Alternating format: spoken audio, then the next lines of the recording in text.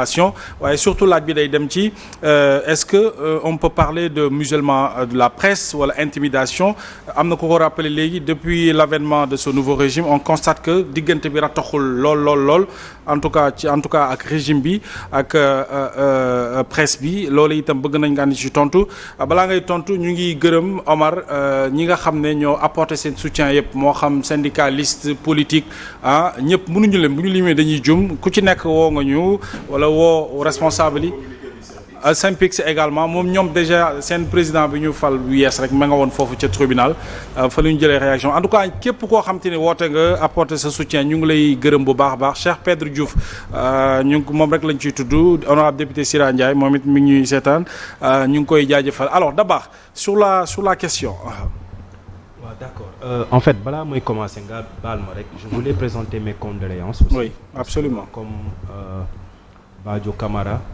génn na àdduna mook la xalif des Layènes. ñu ngi ñaanal yàlla. amiin waay yàlla xareel àjjana. amiin yaa rabbi je pense que loolu jàngat la. pour ñun ñii di def politique. ak même les journalistes. tout à fait parce que lu am solo mooy comme ñëppay génn àdduna. nañu góorgóorlu ba ci li ñu yëngatu. bu ñu génnee ñu mën ñu nettali lu rafet. bëgg far wala boog xaalis wala bëgg siw. waruñoo tax def yoo xam ne xëy na bu ñu génnee àdduna du ñu am benn. c'est important c'est important alors. Concernant mbirum Simon Faye tout d'abord je veux dire que ñun bu ñu nekkee opposition dañoo jàpp ne presse dafa am njëriñ ci réew et je pense que loolu ça ne date pas d'aujourd'hui première alternance Sénégal presse daf cee am lu am solo alternance yu ci topp ba bii ñi mujjee presse am na lu ñu ci liggéey donc jàpp nañ ne journaliste dafa am solo dans des pays yu mel ni suñu dëkk témoignage yu ñëpp def nag day wane ne Simon boobu ku baax la ñu koy ñaanal yàlla mu génn dem fekki njabootam bu loolu weesoo bu ñu déggee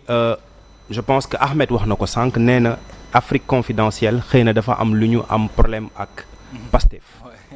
alors moi j'ai fait parce que je me dis que ak lu mënti xew rek da ngay jël recul xool Afrique confidentielle man je suis allé faire des recherches pour xool c'est quoi ban journaliste ban journal la lan mooy seen crédibilité et je vous invite à le faire c'est pas un journal très crédible et du bii mooy première fois ñuy génnee ay informations yoo xam ne taxawul Ahmed l'a rappelé maintenant Simon je pense que dafa am une responsabilité morale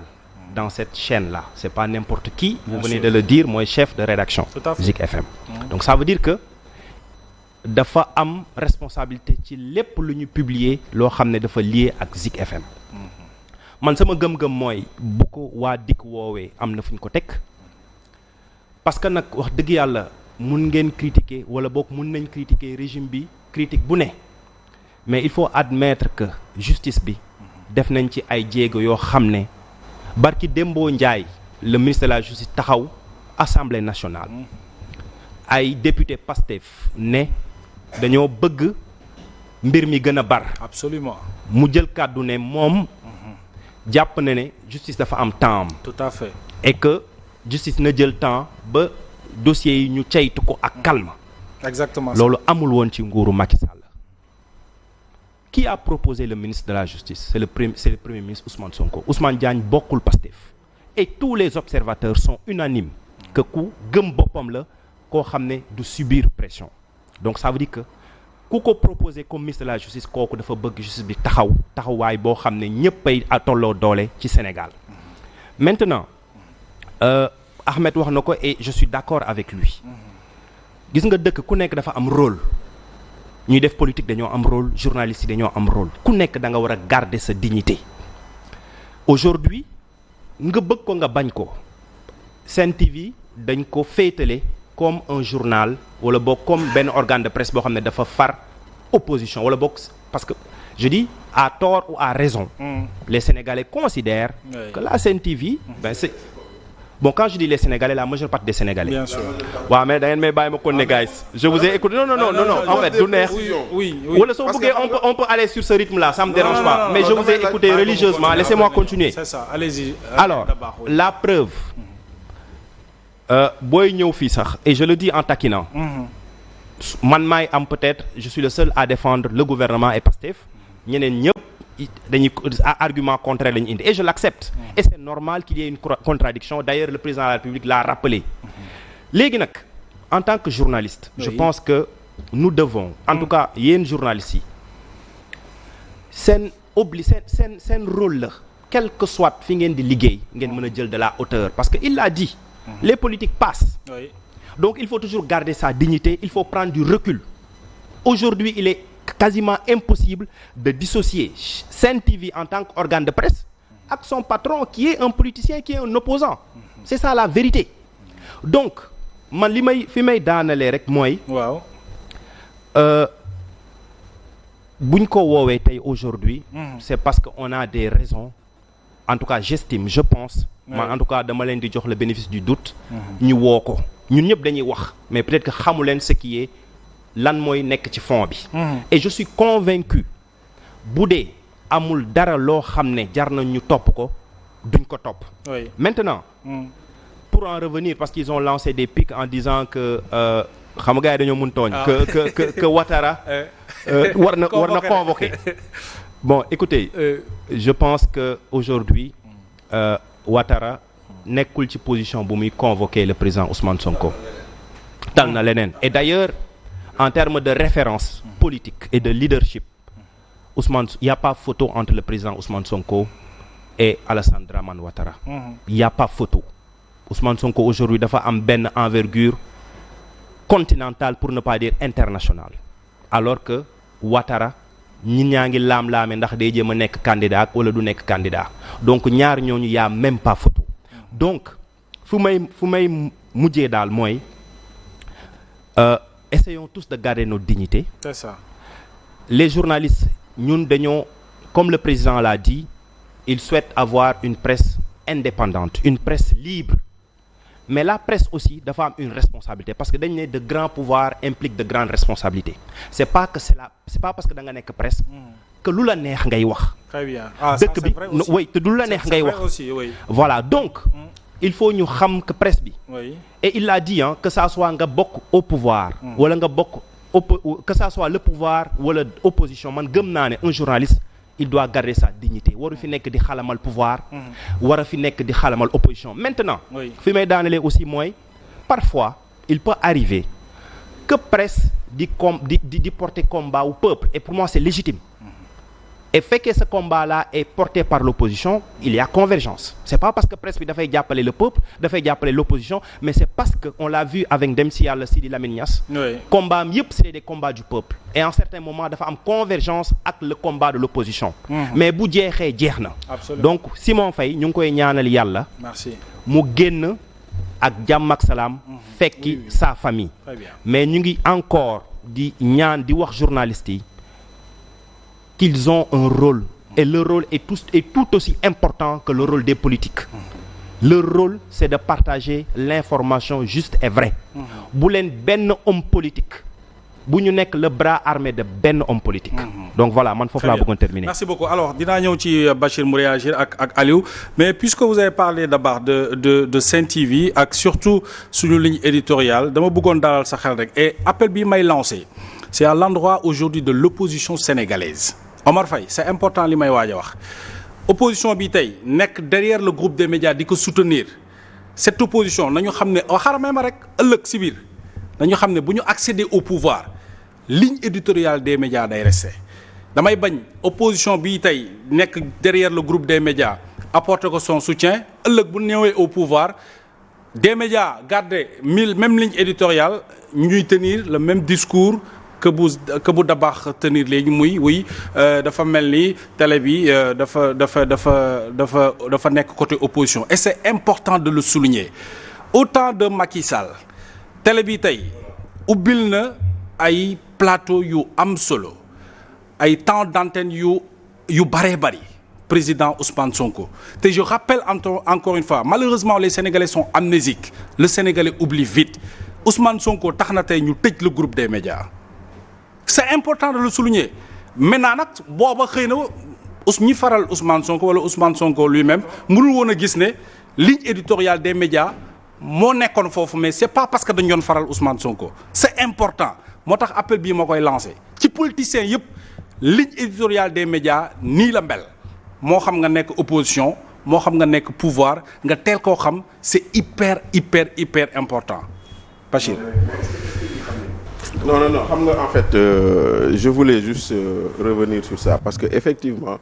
pendant 12 ans que Macky Sall était au pouvoir on disait que Sen TV télé opposition la donc aujourd'hui que le pouvoir a changé on continue de dire Sen TV télé opposition la ça veut dire que Sen TV n'a pas varié xam nga lan moo changé les propos des gens quand je vois monsieur Zoumarou parler j'ai comme l'impression de voir hier Adama Adus Fall parler parce que lii Zoumarou di wax nii moom la Adama Adus Fall doon wax démb donc c'est pour dire que les médias doivent être responsables oui les médias ont toujours été responsables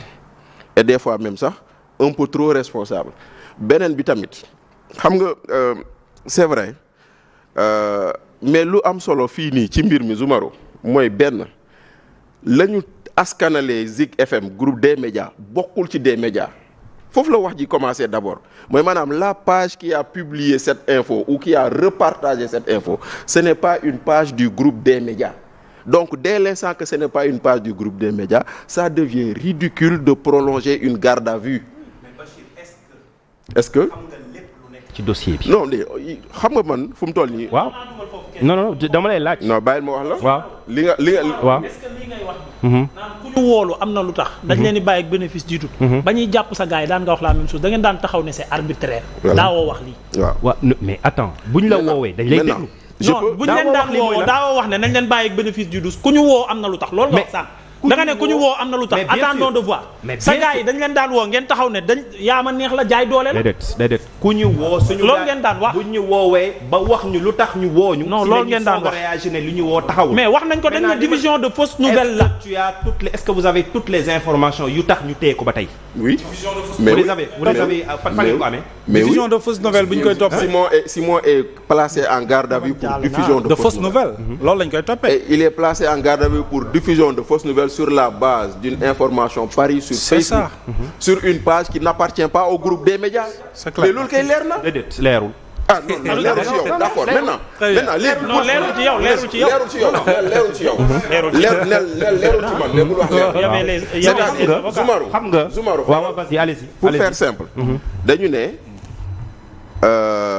Guédiawaye bi nga dëkk quartier nangam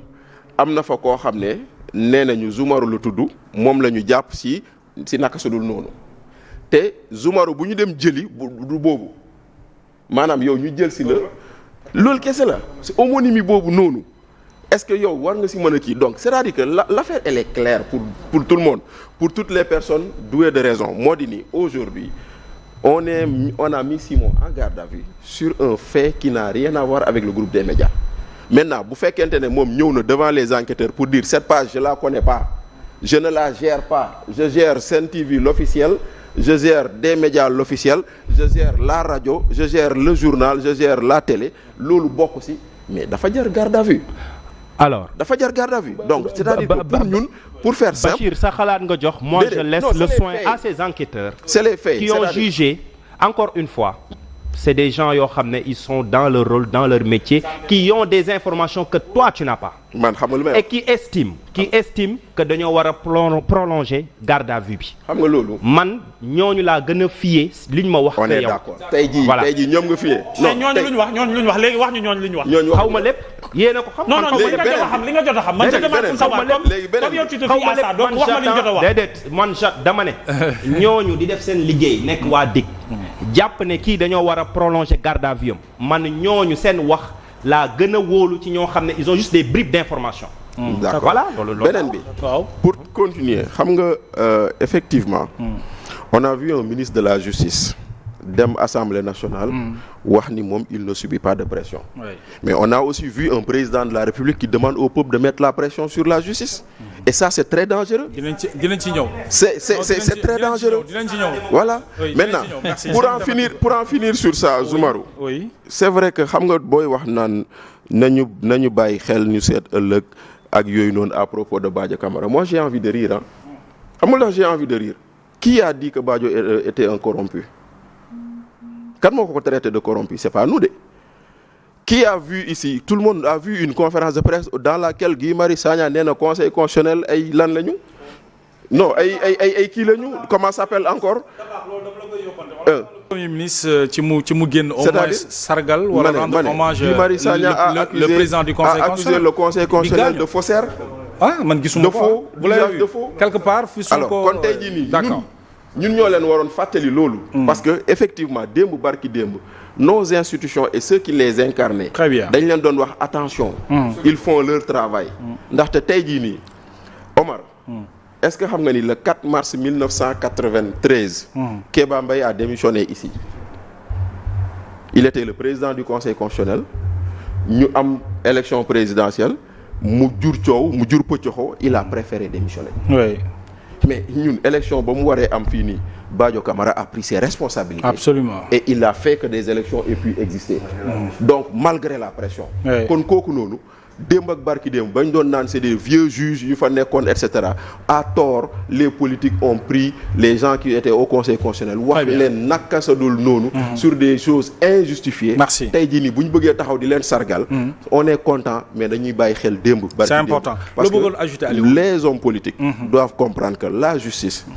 c'est pas bu defee lu la arrangé nga ne baax na bu deful lu la arrangé nga ne c'est des corrompus. te loolu aussi c'est pas. c'est intéressant. oui. Le rôle des politiques et de la société en général c'est toujours de mettre la pression. Je ne dis pas de critiquer à tout va la justice parce que ay nit dong lañ et nous savons que l'être humain par nature bu ay intérêt taxawee on l'a vu il y a des juges corrompus partout dans tous les pays. Mais lorsque la société se lève et qu'elle met la pression sur cette justice-là, cette justice va se dire ah si ginnaaw y a une population qui est derrière. dinaa doxal yoon et le Sénégal nous avons pression boobu dañ ko def. et nit nag je dis dama ne gëm ñu ngi doxal yoon bien sûr. et dama ne sur la trajectoire d'un individu en tant que ñun ñëpp. quel que soit li ngay def dina am yenn moment yoo xam ne di nga juum dina am yenn moment yoo xam ne di nga jubanti mais moi je préfère retenir. lu rafet ci Badio Camara parce que je l'ai regardé benn émission benn fu ñu ko invité Nuit du droit en France mu ne le président l'ancien président Macky Sall wax na